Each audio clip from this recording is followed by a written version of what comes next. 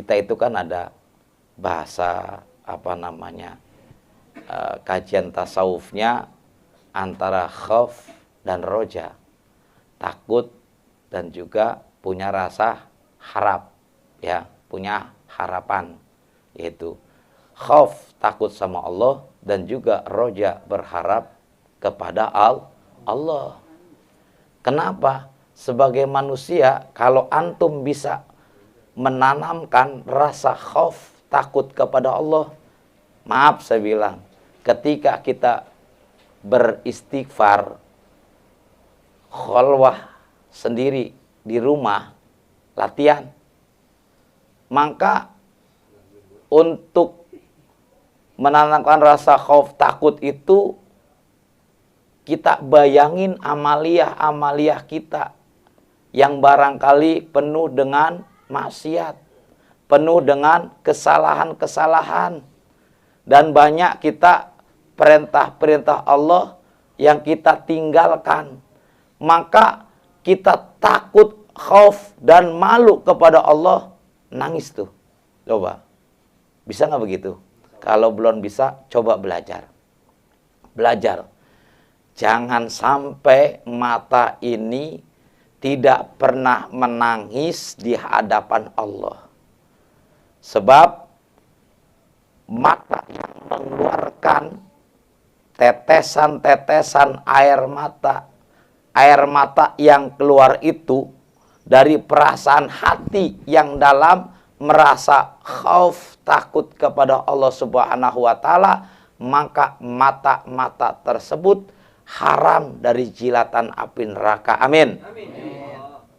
Maka itu jangan sampai kita malah ketika ditinggalkan oleh makhluk yang kita cintai, walaupun normal, tapi coba keseimbangan. Pernahkah kita meneteskan air mata?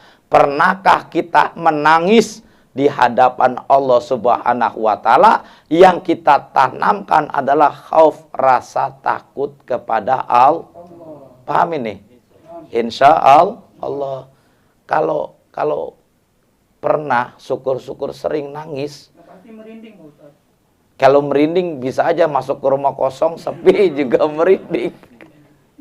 Ya kan? Coba tanamin aja sendiri. Berani. Pertama itu kalau berani, ya, dalam keadaan suci, sunyi, sepi, tengah malam, ya kan? Beranikah kita? Nah, dan apa? Yaitu kita memperbanyak baca istighfar. Istighfar itu biar mengena terhadap diri, hati, jiwa kita. Maka bayangkan amaliyah kita kurang dalam melaksanakan perintah Allah, melulu banyak maksiat. Nggak pantas kita seakan-akan sedang berhadapan, tawajuh menghadap Allah, maka kita kecil, kita hina, dina, maka kita bisa meneteskan air mata demi Allah. Paham itu ya? Caranya. Jadi, nah, dilatih. Sekali, dua kali, insya Allah 3 kali akan merasakan itu. Kita bisa mengeluarkan air mata di hadapan Allah. Maka kalau antum bisa menangis di hadapan Allah, perasaan, pikiran, dan hati kita, rohani kita akan terasa enteng, terasa senang, terasa bahagia, insya Allah. Paham ya? Latihan itu. Jadi jamaah ini kajiannya rada sedikit dalam ya, menyentuh, paham gitu. Kita bicaranya kalau fikih ya fikih. Jadi ini hati-hati saya bilang. Insya Allah mudah-mudahan kita mencoba mengamalkannya. Sebab kalau ilmu nggak pernah diamalin ya apa sih namanya? Nggak bedanya orang belajar silat hanya kasih tahu jurus 1, 2, 3 sampai 10 sampai hatam pun, tapi kalau nggak dilatih tetap berantemnya ngegulet. Betul nggak? Iya, ngegulet udah pokoknya. Tapi kalau dikasih tahu bimbingan guru, cara mukulnya, cara menghindarnya, jurus 1 sampai jurus 10 umpamanya, terus di rumah pun dilatih, maka spontan. Sehingga saking spontannya ada orang bercanda nyolek aja udah ngeluarin jurus. Betul? Ini contoh. Begitu juga kita ilmu nih, ya. Apa yang disampaikan coba amalkan. Malah saya bahasanya seperti ini loh. Pengen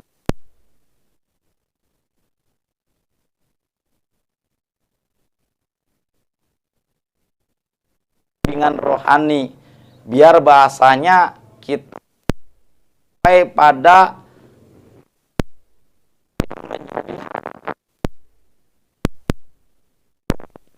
ya. Nah, kalau seandainya nggak seperti itu, coba latih di rumah. Antum serius, ya kan? Kalau nggak tiap hari, sebulan apa? Jangan sampai setahun sekali ya kan. Kalau nggak tiap hari, seminggu sekali kan.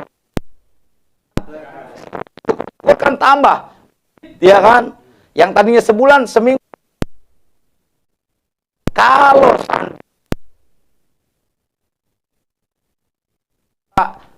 menjumpai merah sirnya, ya, saya bilang sirnya di kantung kholwah gitu kan, malam sendirian nggak ada godanya, tinggal konsultasikan begitu. Karena setiap kita ini dalam masalah berzikir gitu kan, latihan dalam masalah rohani, pengalamannya, sirnya itu antar satu dengan lainnya berbeda-beda.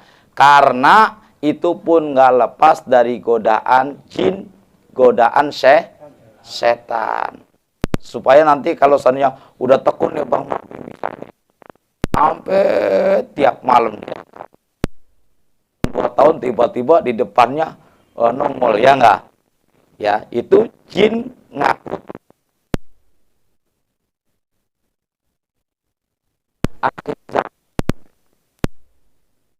Di daerah mana itu? India apa di mana itu? Baba itu bisa menyembuh. Oh, yang keriting. Iya.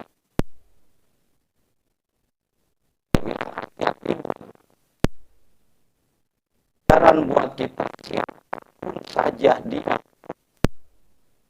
siapapun saja bunda hebat luar biasa, ajib tajub aneh luar biasa dengan ilmunya, kalau bertentangan dengan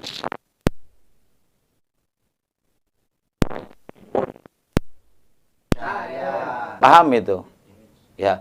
Kenapa? Karena nanti dajjal di mereka. Paham itu? Udah. Wow, langsung kumun, heran, takjub. Sehingga merasa takjub, terus merasa itu separoh, seakan-akan iman kita itu udah ngikut, tinggal mereka aja masukin. Kita punya ajat, kita punya masalah, kalau saya datang sama mereka mengamini, mempercayainya atau mengimankannya, naudzubillah min dzalik, seandainya sampai kita musyrik. Paham ya? Insya Allah. Tadi sampai di mana?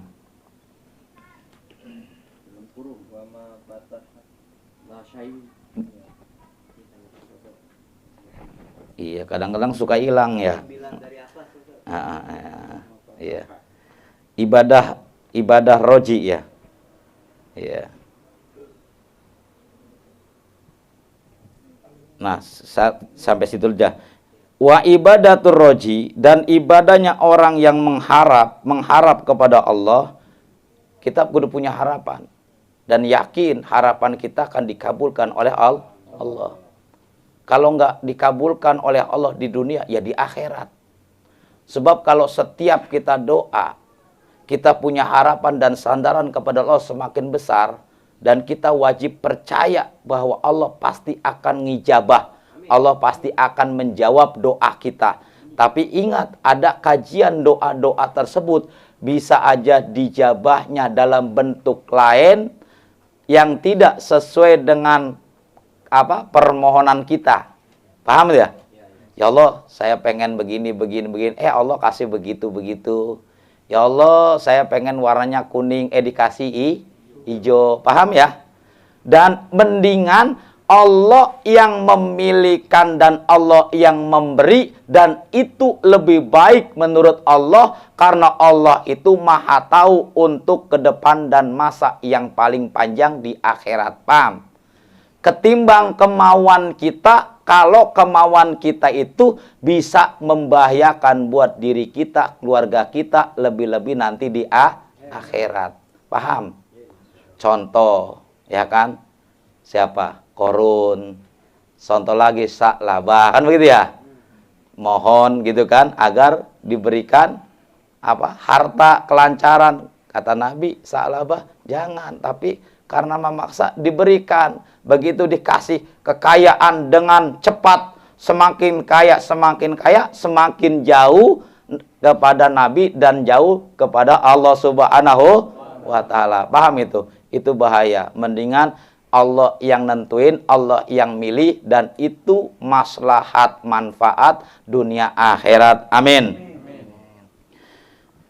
Jadi kita harus seorang beribadah yang penuh dengan harap itu lebih utama dan mengalahkan daripada cinta kepada Allah. Jadi banyak harapnya gitu. Insya Allah. Faqal khaifi, di atas orang yang takut.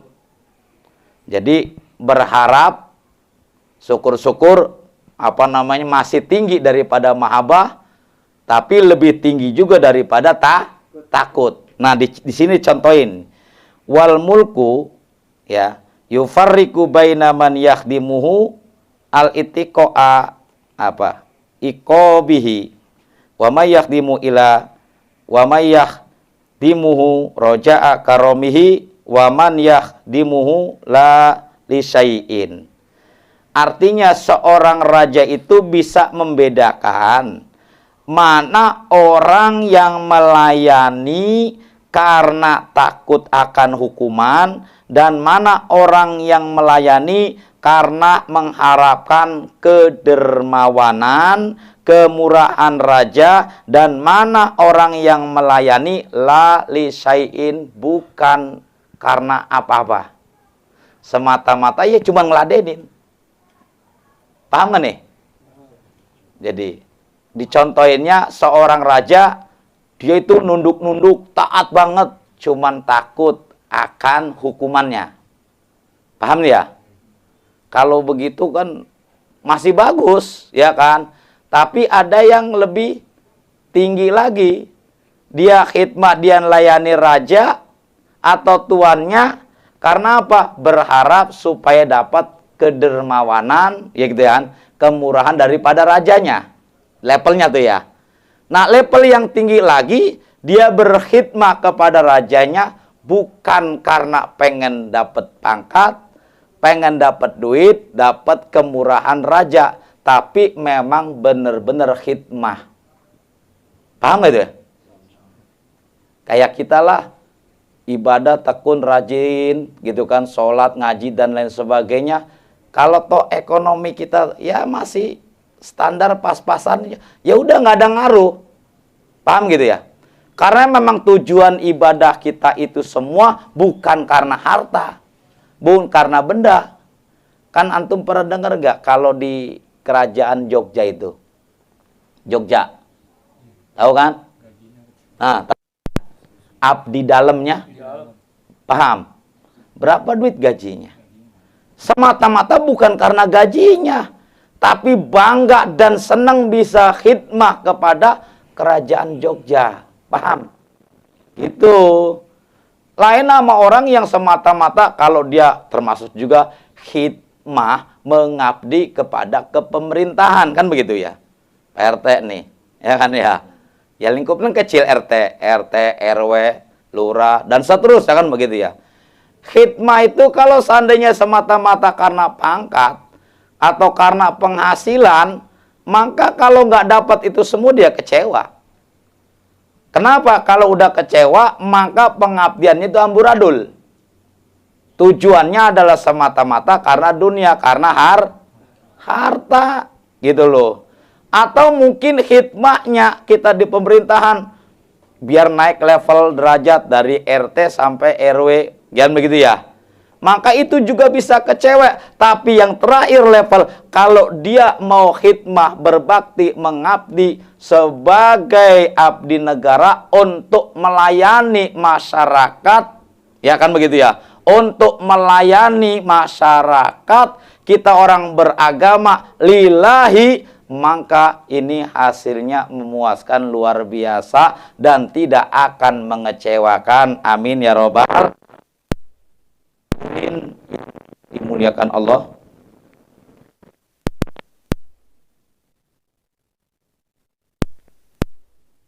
Dunia dan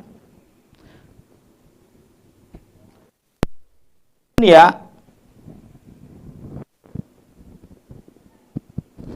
maksudnya dan kuncinya keburukan dunia asyabu'u, yaitu kenyang. Paham kenyang? Perutnya isi. Fatuftahu, maka dibuka apa umurud dunia, urusan-urusan dunia, bisab'i, dengan rasa kenyang. Wa miftahul akhirati, dan kunci akhirat, al-ju'u, yaitu lapar. Maka dibuka apa umurul akhirati, yaitu urusan-urusan akhirat, bilju'i, dengan lapar.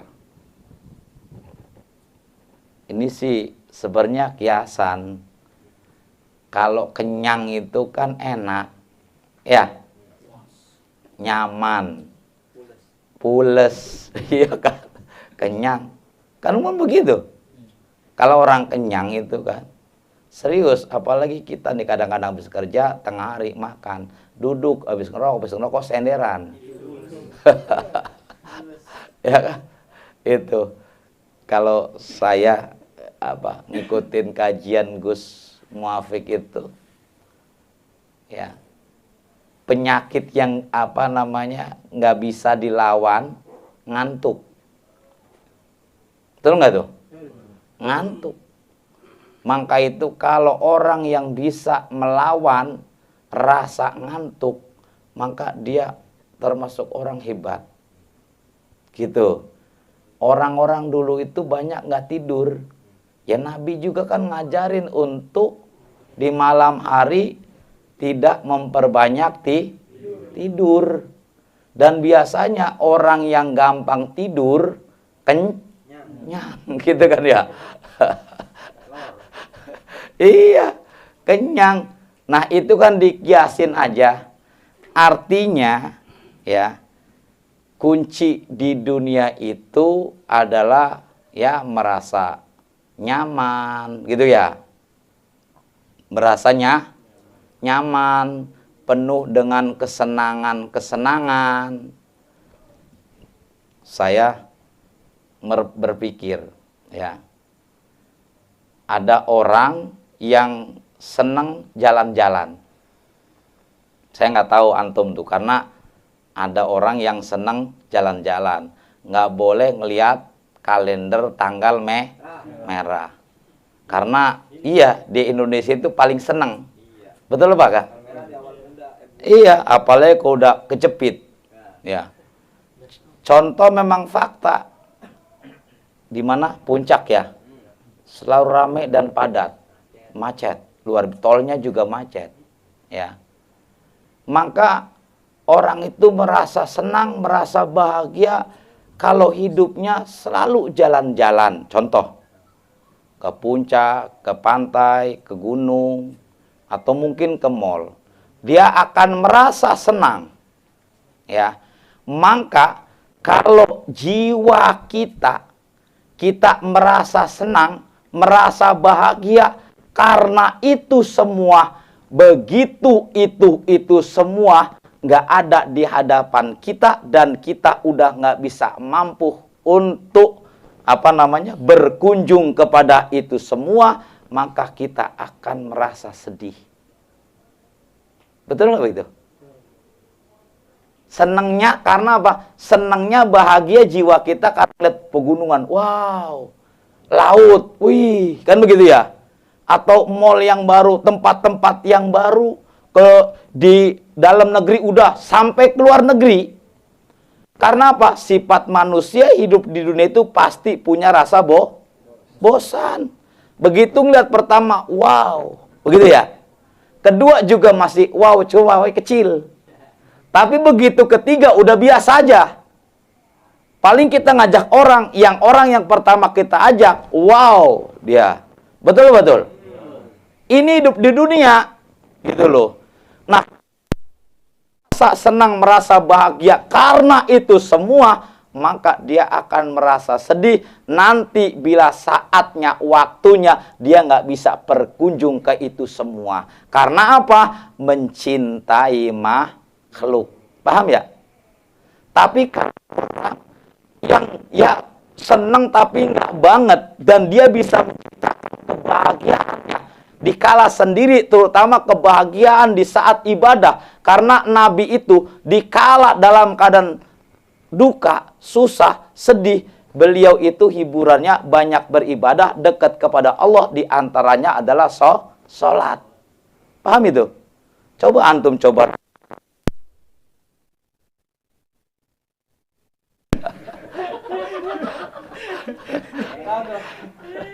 Iya.